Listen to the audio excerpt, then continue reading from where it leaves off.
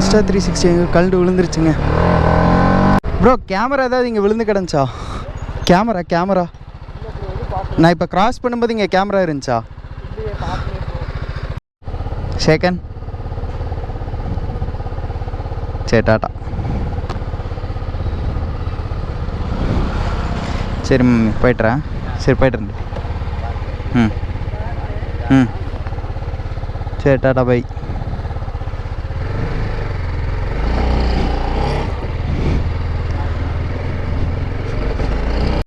Hello guys, good morning. Welcome back to my channel GK solo ride. So நம்ம அப்படியே ride கிளம்பியாச்சு. யாரெல்லாம் போகிறோம் அப்படின்னு பார்த்தீங்க அப்படின்னா, நான் இன்னொரு பையன் வரேன் அப்படின்னு சொல்லியிருந்தான். ஆக்சுவலாக அவன் பொள்ளாச்சி வரைக்கும் வருவான். பொள்ளாச்சியில் அவனை ட்ராப் பண்ணிட்டு நம்ம அப்படியே வால்பாறை கிளம்பிடுவோம். யார் அப்படின்னா நம்ம தம்பி தான். அவர் அப்படியே கூட்டிகிட்டு போயிட்டு பொள்ளாச்சியில் அவனை இறக்கி விட்டுட்டு அப்படியே நம்ம கிளம்பிடுவோம். ஸோ காந்திபுரம் பஸ் ஸ்டாண்டில் வெயிட் பண்ணிட்டுருக்கான். ஸோ போயிட்டு வண்டி டேங்க் ஃபுல் பண்ணிட்டு அவனை அப்படியே பிக் பண்ணிட்டு கிளம்ப வேண்டியதுதான். இதான் டாஸ்க்கு.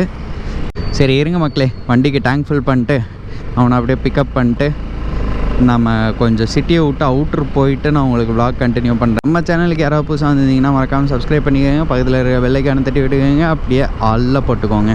ஸோ மக்களே, நம்ம உக்கடம் டிராஃபிக் எல்லாம் தாண்டி ஃபுல்லாக வெளியில் வந்தாச்சு. கரெக்டாக இப்போ எங்கே இருக்கோம் அப்படின்னா ரத்னம் காலேஜ் தாண்டி வந்துட்டோம். ஸோ நிறைய விஷயங்கள் பேசணும். சில நல்ல விஷயங்கள் நடந்திருக்கு, சில கெட்ட விஷயங்கள் நடந்திருக்கு. ஸோ இதை பற்றி எல்லாம் நம்ம ஃபுல்லாக இந்த vlog ஃபுல்லாக நம்ம அதுதான் நம்ம வந்து பார்க்க போகிறோம். நல்ல விஷயம் என்ன அப்படின்னு சொல்லிட்டு கேட்டிங்க அப்படின்னா, எனக்கு வந்து ஆஃபீஸில் நான் எந்த அளவுக்கு வந்து மோட்டோ vloggingல நான் இன்ட்ரெஸ்ட் காட்டி நான் எல்லா ஸ்டெப்பும் எடுத்து ஒர்க் பண்ணுறனோ அதே மாதிரி தான் நான் வந்து என்னோடய ஆஃபீஸ் ஒர்க்கும் நான் எடுத்து எல்லாமே செல்ஃப் இன்ட்ரெஸ்ட்டோட ஒவ்வொன்றும் வந்து பார்த்து நான் பண்ணிகிட்ருப்பேன். ஸோ அதுக்கு கிடைச்ச ஒரு ஊதியம் என்ன அப்படின்னு சொல்லிட்டு பார்த்தீங்க அப்படின்னா, நமக்கு வந்து ப்ரமோஷன் கிடச்சிருக்கு ஆஸ் எ டெக் லீட்.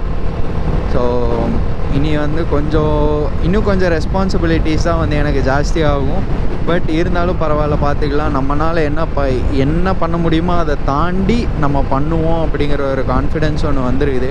ஏன்னா இது ரொம்ப நாள் கனவு. ஏன்னா நான் இங்கே காக்னிசன்ட் ஆஃபீஸ் நான் ஜாயின் பண்ணும்போது ஒரு கான்ட்ராக்டராக நான் வந்து ஜாயின் பண்ணியிருந்தேன். கான்ட்ராக்டர் அப்படின்னா என்ன அப்படின்னு கேட்டிங்கன்னா, ஆக்சுவலாக இது வந்துட்டு டைரெக்டாக காக்னிசன்ட் எம்ப்ளாயி கிடையாது. ஒரு தேர்ட் பார்ட்டி மாதிரி ஒருத்தங்களை உள்ளே எடுத்து அவங்க மூலியமாக வேலை வாங்கிக்குவாங்க. சேல்ரி எவ்வளோ அப்படின்னு சொல்லிட்டு கேட்டிங்கன்னா, ஜஸ்ட்டு வந்து ஒரு 10,000 9,500 9,400 அந்த மாதிரி தான் வரும்.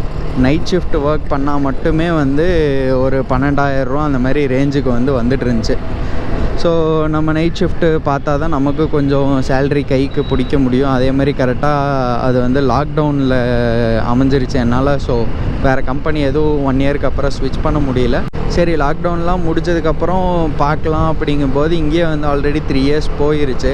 சரி இதுக்கப்புறம் நம்ம வெளியில் கம்பெனிக்கு போனால் எனக்கு ரொம்ப சேல்ரி கம்மியாக தான் கிடைக்கும். ஏன்னா ஆஸ் பர் தி ரூல் நம்ம இப்போ என்ன கரண்ட் சேல்ரி பேக்கேஜ் வாங்குறோமோ அதில் வந்து 30% தான் வந்து ஹைக்கு நம்மளால் கேட்க முடியும்.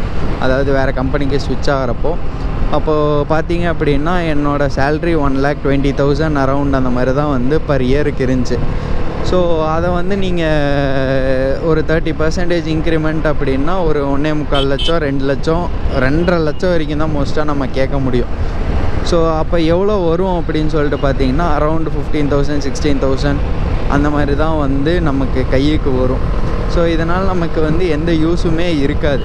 அதனால் நான் சரி இங்கேயே ஆன்போர்டு ஆகிட்டு அதுக்கப்புறம் வெளியில் ஸ்விட்ச் பண்ணலாம் அப்படின்னு சொல்லிட்டு தான் எக்ஸ்பெக்ட் பண்ணிக்கிட்டு பார்த்துட்டு இருந்தேன். கரெக்டாக இங்கே ஆன்போர்ட் பண்ணி அவங்க வந்துட்டு என்ன சொல்லிட்டாங்கன்னா 1 இயர் கம்பல்சரி இந்த ப்ராஜெக்டில் இருந்தே ஆகணும் அப்படிங்கிற மாதிரி சொல்லிட்டாங்க. சரி அப்படின்னு சொல்லிட்டு 1 இயர் கம்ப்ளீட் பண்ணிவிட்டு சரி வேறு கம்பெனி ஸ்விட்ச் ஆகலாமா அப்படின்னு யோசிக்கும்போது எனக்கு இன்னொரு ப்ராஜெக்ட், அந்த ப்ராஜெக்ட் ரேம் டவுன் ஆகிருச்சு. அடுத்த ப்ராஜெக்ட் நான் மூவ் ஆகிட்டேன்.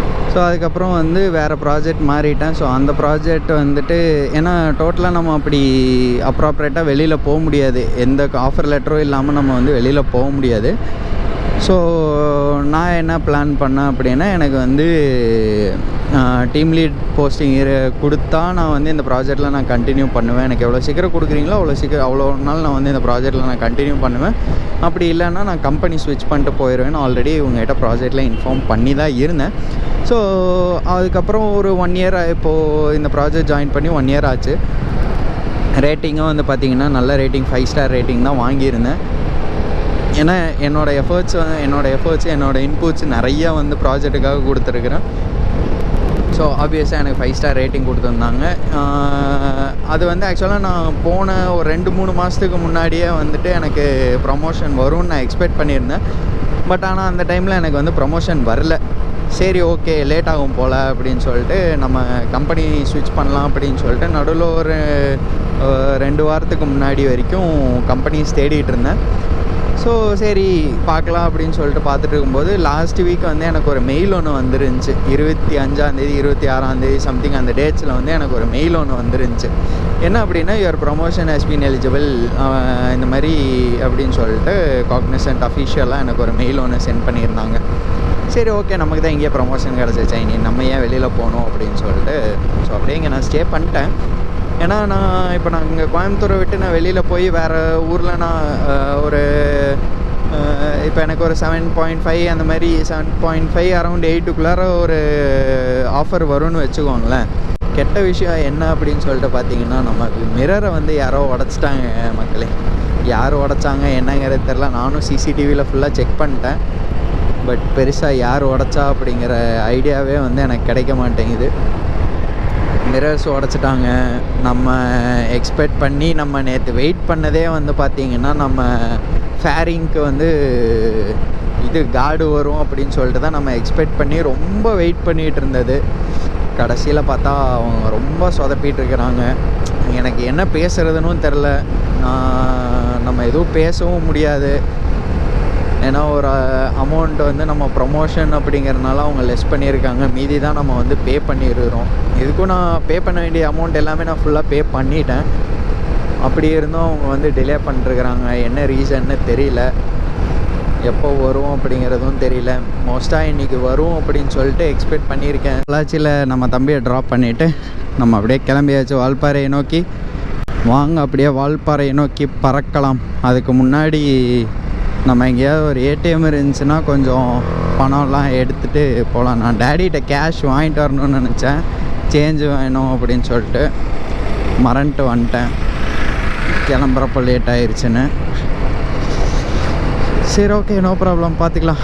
போகிற வழியில் எங்கேயோ ஒரு பக்கம் ஏடிஎம்மில் கொஞ்சம் கேஷ் எடுத்துக்கலாம், லூஸ் கேஷ். ஏன்னா லூஸ் கேஷ் வந்து இங்கே டோல்கேட்டு இதுக்கெல்லாம் கொடுக்குறதுக்கெல்லாம் வந்து கொஞ்சம் வேணும். நான் இவ்வளோ நேரம் வந்து ஆக்சுவலாக பேசிட்டு வந்தேன். ஆனால் ரெக்கார்ட் பட்டன் அமுத்தாமல் விட்டுட்டேன். இப்போ தான் ரெக்கார்டு அமுத்துறேன். ஒரே ஃபன்னாக போகுது. ரைடு ஸ்டார்ட் பண்ணதுலேருந்தே ஒரு மார்க்கமாக தான் போயிட்டுருக்குறோம். ஸோ மக்களே ஏன்னா நீங்கள் முன்னாடி மாட்டியிருக்க அப்படின்னு சொல்லிட்டு கேட்கலாம். ஒரு இன்ஸ்டா 360 நான் மாட்டியிருக்கிறேன். ஆக்சுவலாக 2 மவுண்ட்டு பிளான் பண்ணியிருந்தேன். நம்மகிட்ட ஒரு இன்ஸ்டா 360 தான் இருக்குது. ஸோ இது ஒரு இன்ஸ்டா 360. இதை வந்துட்டு இங்கே நம்ம இப்போ ஃப்ரண்ட் வியூக்காக கொஞ்சம் ஆங்கிள்ஸ் எல்லாம் டிஃப்ரெண்ட்டாக இருக்கட்டும் அப்படிங்கிறதுக்காக நான் இது ஒரு வீடியோ செட் பண்ணியிருக்கேன். ஸோ இதே வந்து நம்ம ஹில்ஸ் ஏறும்போது பார்த்திங்க அப்படின்னா அப்படியே எடுத்து பின்னாடி மாட்டிடுவோம். ஸோ இப்போ டைம் கரெக்டாக என்னென்னு பார்த்தீங்க அப்படின்னா மணி 10:30 ஆச்சு. ஆக்சுவலாக நம்ம 10:30க்கு வால்பாறையில் இருக்கலான்னு பிளான் வச்சுருந்தேன். லேட் ஆகிருச்சு. So no problem. நமக்கு இன்னும் அங்கே ஒன்றும் போய் பெருசாக எந்த வேலையும் கிடையாது. நம்ம போய் 3 நாள் ஜாலியாக ஸ்டே பண்ணிட்டு வரலாம் அப்படின்னு. என்னடா கொஞ்ச நேரத்துக்கு முன்னாடி பார்க்கலாம் ஒரு மாதிரியாக இருக்குது, 3 நாள் ஸ்டே பண்ணணுமா இல்லை இன்றைக்கி நைட்டே கிளம்பிடலாமா அப்படிங்கிற ஒரு மைண்ட் செட்டில் இருக்கிற அப்படின்னு சொன்னேன்னா, ஆமாங்க சொல்லியிருந்தேன். நமக்கு 1000 பிரச்சனை நம்ம வாழ்க்கையில் இருந்தாலும் நமக்கு இருக்கிற ஒரே சொல்யூஷன் நம்ம பைக் ரைடு பண்ணுறது மட்டும்தான். என்ன கிலோமீட்டர் இருக்குது அப்படின்னு சொல்லிட்டு பார்த்தீங்கன்னா ஜஸ்ட் 54 கிலோமீட்டர் இருக்குது. 1.25 மணி நேரம் காட்டுது. அவ்வளோ நேரம்லாம் எடுக்காது. மோஸ்ட்டாக நம்ம அதுக்கு முன்னாடியே எவ்வளோ சீக்கிரம் போக முடியுமோ அவ்வளோ சீக்கிரம் போயிடலாம். ஒரு 11:30 அரௌண்ட் அந்த மாதிரிலாம் நம்ம வந்து மேலே ரீச் ஆகிடலாம். கொஞ்சம் பக்குன்னே இருக்குங்க இந்த இன்ஸ்டா 360. எங்கேயா கீழே விழுந்துருமோன்னு. ஏன்னா அது ஆடுறத பார்த்தாலே நமக்கு நடுங்குது. அது வீடியோ இனி ஃபோட்டேஜ் எப்படி ஸ்டெபிலிட்டி வருது அப்படிங்கிறது தெரியல. பட் ஸ்டெபிலிட்டி ஆனால் அதில் ரொம்ப சூப்பராக இருக்கும். ஆலியார் டேம் வந்துட்டோம். இந்த ரோட்டுக்குள்ளார போனோம். இந்த ரோட்டுக்குள்ளார தான் இதுக்குள்ளார போனோம் அப்படின்னா ஆலியார் டேமோட அப்படியே அந்த பின்னாடி சைடு வரும். நம்ம தண்ணியில் விளையாடுறதுக்கு தண்ணி இருக்கா, ஓரளவுக்கு தண்ணி இருக்குது.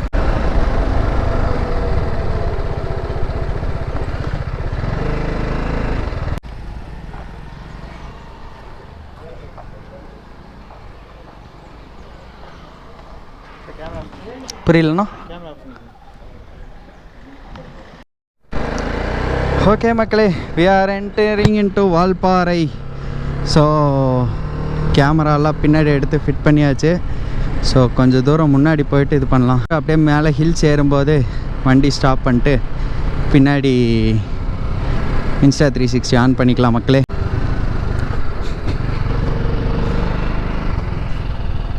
ஓ ஷிட்,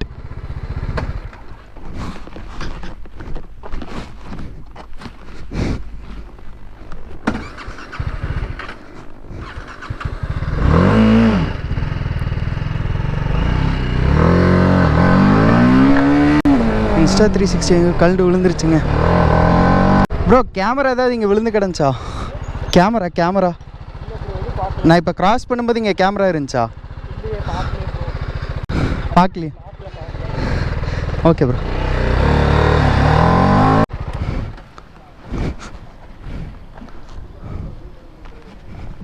அண்ணா கேமரா இங்கே விழுந்துருச்சாண்ணா?